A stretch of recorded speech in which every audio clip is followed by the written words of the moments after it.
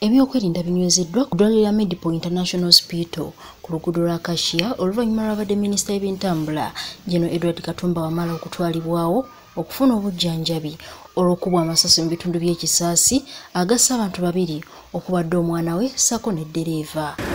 Oluguudo lubadde luggaddwa okumala akaseera nga tewali mmotoka ebadde ekkirizibwa kuyitawo okuggyako ez'abakungu ssaako n'ez'abo ebyokwerinda.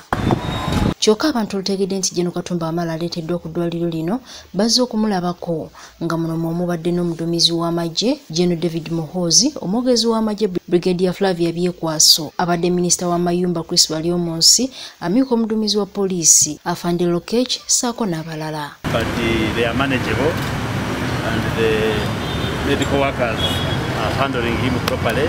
Afande Godfrey Goloba okuva mu poliisi ategeezezza nti General Katumba bamukubye amasasi ku mikono gyombi n'ajja kuba bulungi lwakuba ebyembi omwana we ssaako n'eddereeva we bo bafudde.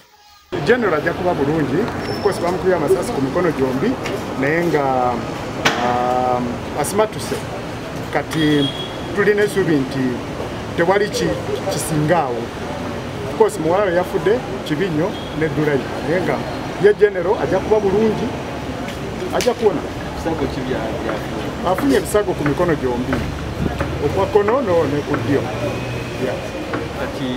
Of course investigation police etandise okunoonyereza, forensic already eri ku ground, then we wait for tugenda kulinda ebinaavaayo. Ate ye abadde minisita w'amayumba Chris Balyomonsi yeewuunyizza abantu abadde baagala okutta General Katumba awatali nsonga yonna kuba Katumba talina buzibu na muntu yenna, n'agamba nti wadde nga waliwo abaagala okubatiisatiisa neesiba kuva ku mulamwa.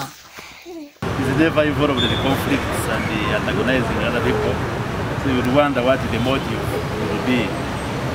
If the motive is to scare government leaders and ministers, we are not scared.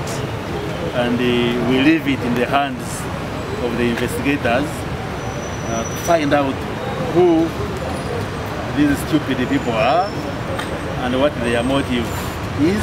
Musaidi eno eya kono mukibegabega teganavaamu, ate musaidi eno eya ddyo galabika nti go byayise mu kukola ekiwundu nga kineneko, naye kati we bamututte balabika nti kati bagenda kumoperating okumugyamu amasasi gano agakyalimu.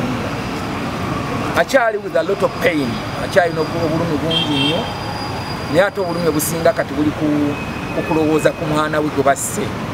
Omwogezi w'amagye Brigadier Flavia Byekwaso ategeezezza nti General Katumba akubiddwa amasasi ku ssaawa 2:30 ez'okumakya nga muwala we Merinda Katumba ssaako ne ddereeva we bafiiriddewo Mbulaga nga kati abasawo bakola butaweera okutaasa obulamu bwa Katumba. Ffenna twakiwulidde nti General Katumba yakubiddwa amasasi emmotoka ye olwaleero ku ssaawa 2:30 abasajja nga batambulira ku pikipiki 2 bakubye amasasi mu mmotoka ye, era bwe bakubye amasasi mu mmotoka ye ffenna tukitegedde era kati tukikakasa nti bye twawulidde ebituufu nti driver we yafiiriddewo ne muwala we baŋŋambyeko nti ye mwana abadde asembayo obuto Merinda Katumba naye yafiiridde mu masasi gano agakubiddwa mu mmotoka. Jeno ye yafunye ebiwundu era tuli wano mu ddwaliro afuna bujjanjabi. Sisobola kwogera ssaawa zino obujjanjabi oba report kyeyagambye kubanga abasawo bakyali naye kyenyiza okukakasa nti obulamu bwe tebuli nnyo tebweraliikiriza nnyo akoleddwako.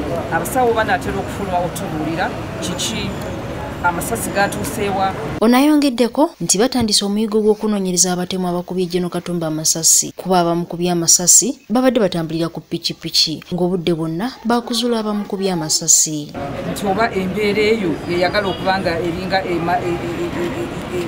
unfoldinga nga bwe bayogeranga nti oba alayidde oba kino kale tunalaba naye nga sisobola kiteekawo kati era sisobola kigamba nti byombi bifaanagana, naye ngambye nti oba oliawo kikuleetera okulowooza kubanga kino kintu ekiteeketeeke.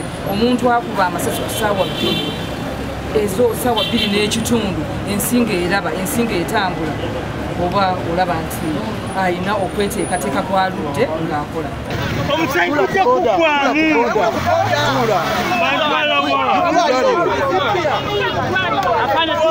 waliwo akatambi akayise ku mikutu gimugatta abantu nga kalaga Katumba Wamala ng'ayogerako eri ab'enganda ze wabula n'asaasidde mukyala we olw'akaseera akazibu k'ayitamu.